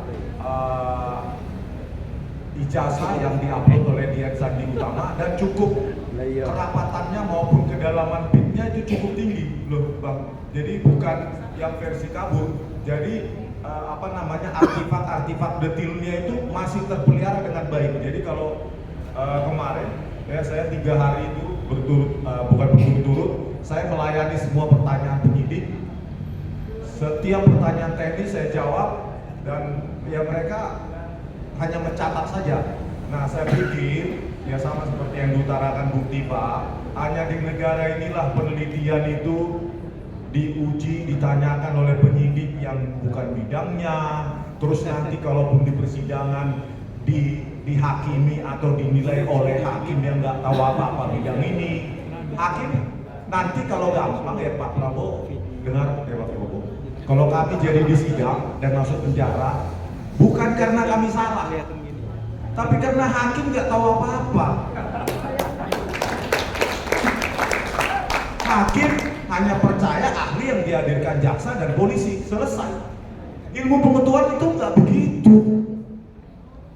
Ilmu pengetahuan itu tidak dihakimi, tapi diperdebatkan di ruang terbuka dan dibuktikan secara bersama-sama.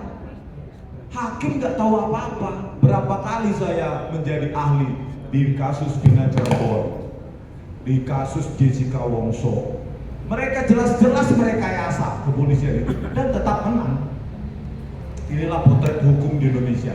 Tetapi sebagai orang yang punya kesempatan untuk memperjuangkan ini, kami tidak mempedulikan sama sekali hasil akhir. Pak Prabowo Subianto, kalau ini diteruskan ke persidangan dan menjadi warisan demokrasi di zaman rejim Anda, ilmu pengetahuan itu dihakimi, disidang dan diputus bersalah, itu jadi warisan Bapak Prabowo Subianto dan ini sangat memalukan. Kalau ada sanggahan dari pihak UGM, pihak Jokowi, tulis dong buku. Kita dulu terbiasa diajari oleh dosen kita, lu boleh salah, skripsimu boleh salah, tetapi jangan bohong kau. Dan itu yang salah hasil produk skripsimu itu akan diteliti oleh mahasiswa lain. Makanya skripsi itu diletakkan di perpustakaan, diuji oleh bukan hanya mahasiswa jurusan itu saja. Seperti saya ke perpustakaan Elektro ITB, ke perpustakaan Elektro UI ketika saya mahasiswa S1, saya baca dan saya uji juga benar tidaknya. Itulah ilmu pengetahuan. Dan hanya di Indonesia lah ilmu pengetahuan justru diselesaikan di pengadilan oleh hakim yang nggak tahu apa-apa.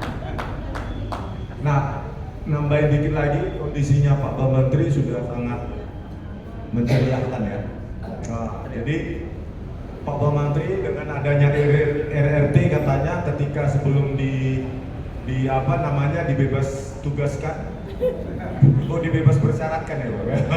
Bebas bersyaratkan, mendengar TV, menonton TV ada RRT, malah dia menjadi narsum katanya, menjadi narasumber di lapas tersebut untuk menjelaskan apa yang kami jelaskan. Oleh karena itu Bapak Ibu sekalian, ini semua metode sudah ada triangulation, satu objek penelitian diteliti dengan 3 atau 4 metode dan siap. Dan saya men-challenge ahli dari UGM, ayolah, ahli dari TB, ahli dari UI, ahli dari UII. Ini kan cuma ilmu-ilmu dasar sih menurut saya. Ilmu-ilmu yang sangat dasar. Ya mungkin kalau di UI ini semester 5 ilmu ini ya. Jadi saya hanya berpikir kalau malam betapa memalukannya generasi ini ketika nanti generasi ke depan 10-20 tahun lagi membuktikan bahwa benar ijazah Joko Widodo palsu dan generasi kalian generasi pengecut. Oleh karena itu kami ingin membuktikan bahwa generasi mendatang 10-20 tahun lagi, 50 tahun lagi ketika kalian menemukan kebenaran ini dan kami sudah ada di kuburan, kalian tidak bisa mengatakan kami lagi pengecut.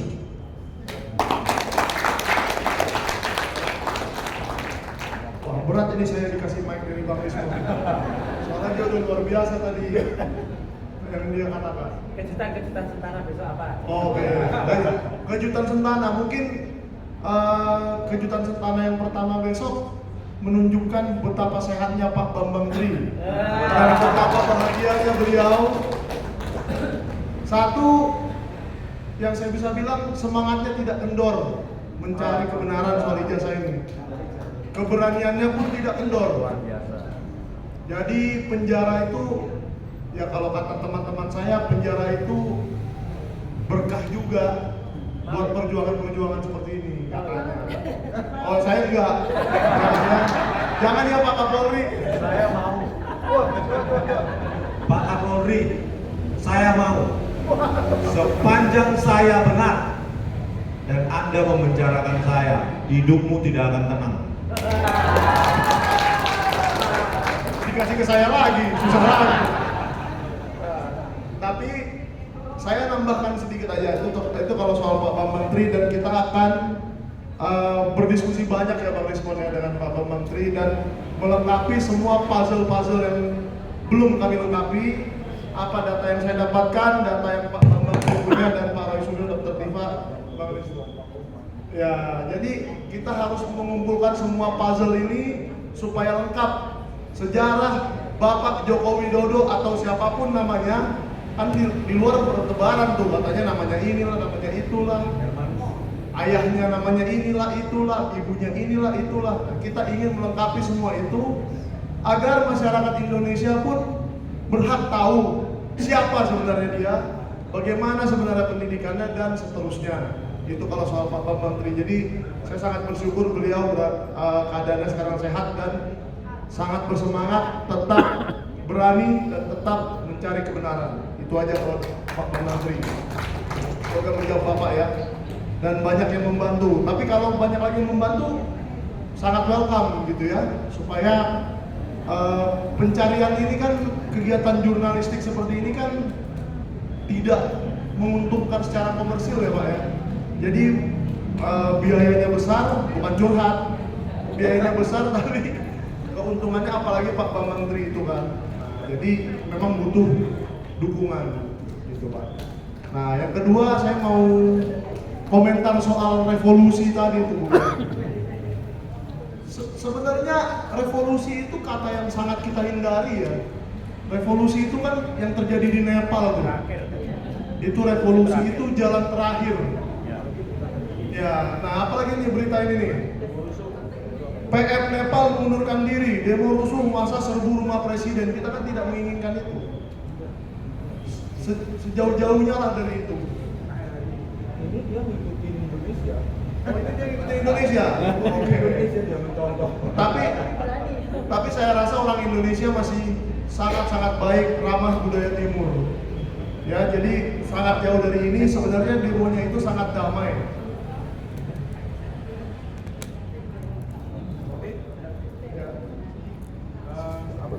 Sudah?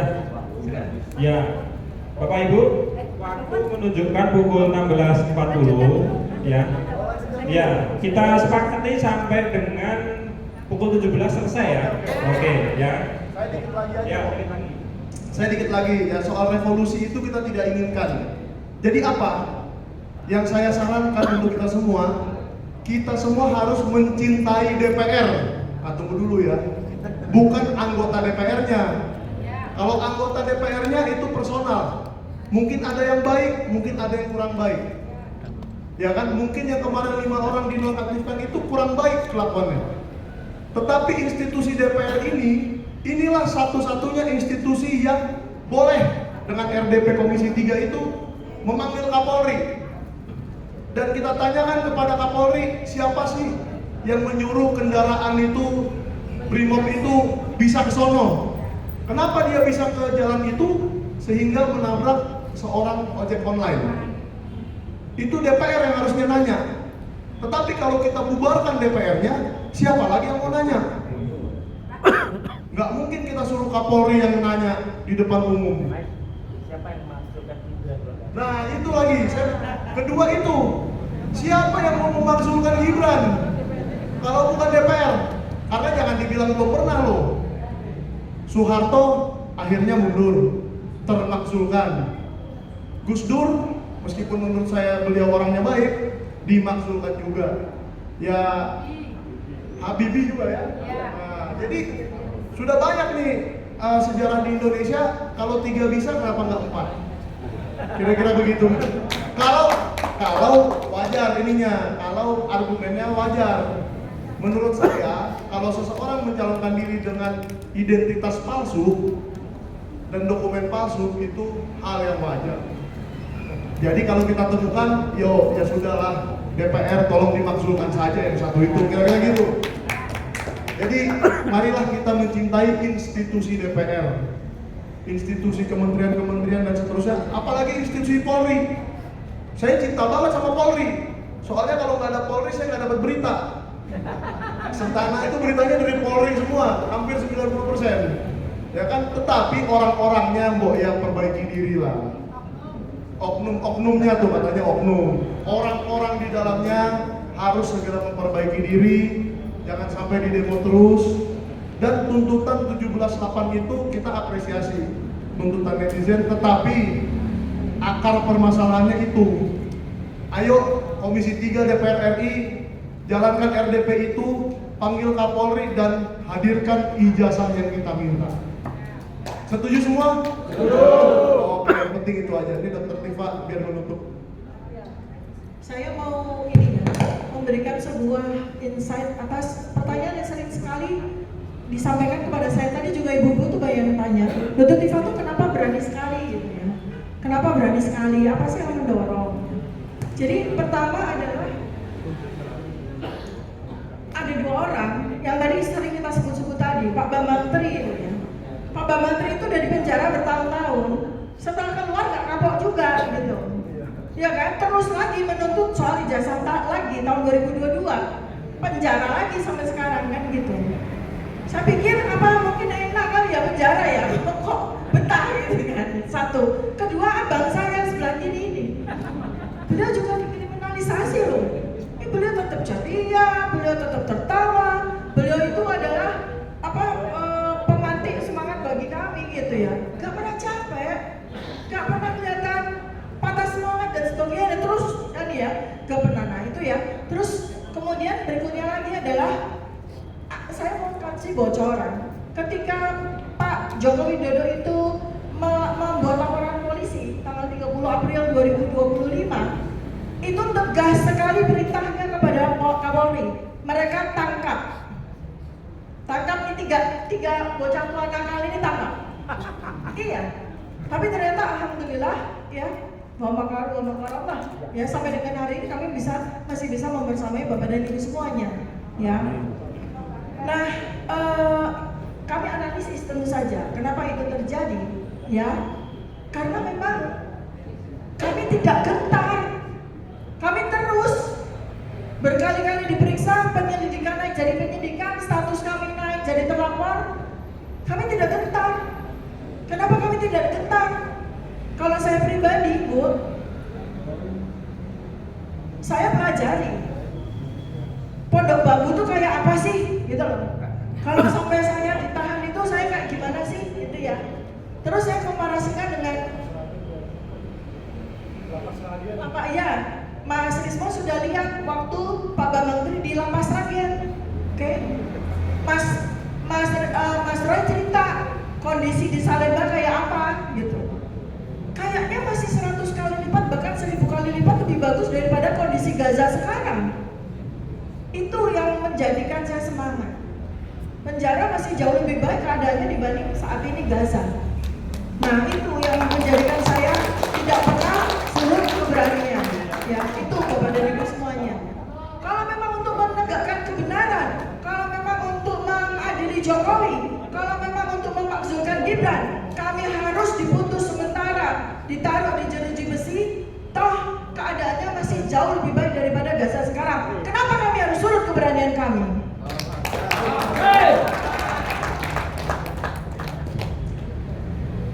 Baik Bapak Ibu, sebelum kita akhiri, perlu kami informasikan bahwasanya acara pada hari ini itu juga semestinya atau sejadwalnya itu dihadiri oleh beberapa tim lawyer dari para bocah tua nakal yang sudah terdaftar di Polda Metro Jaya ini ya.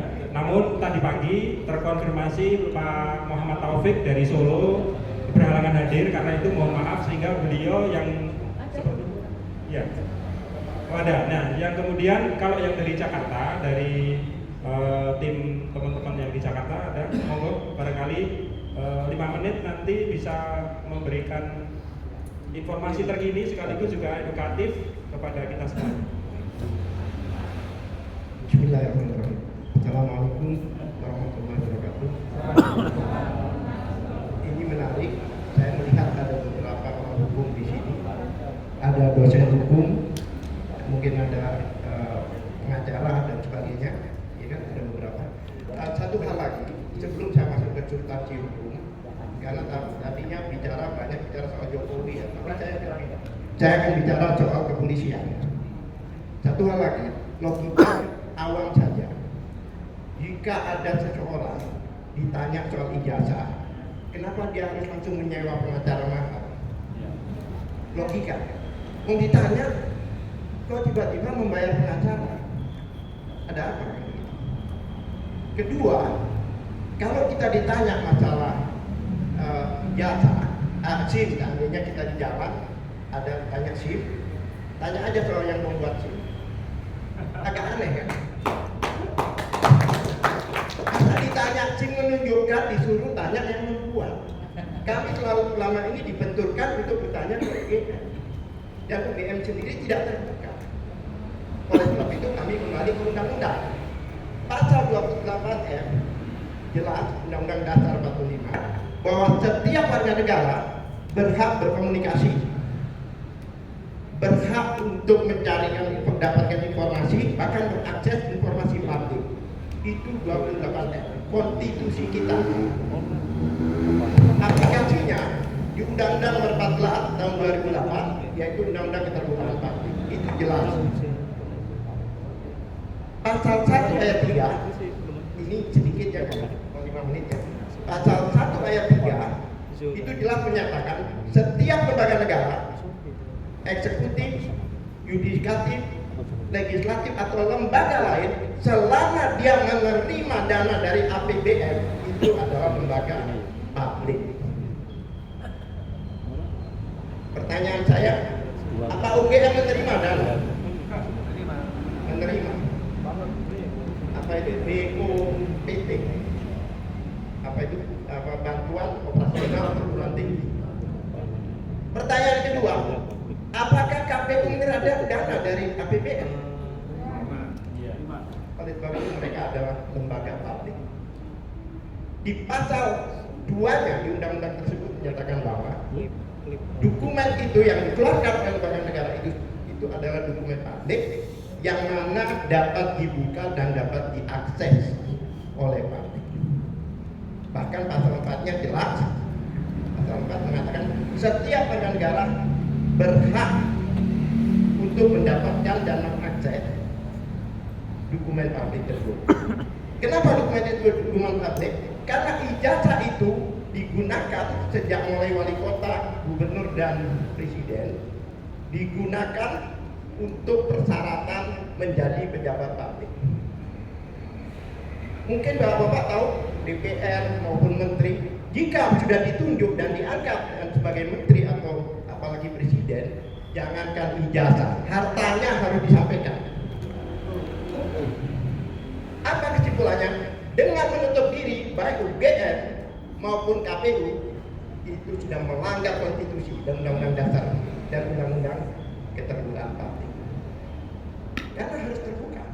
Oleh sebab itu kami tadi memberikan surat yang tadinya ke KIP ya, ke KIP UGM sudah ada respon yang pertama bahwa semua data yang dipunyai UGM tentang ijazah Jokowi dan termasuk yang lain-lain, termasuk foto, termasuk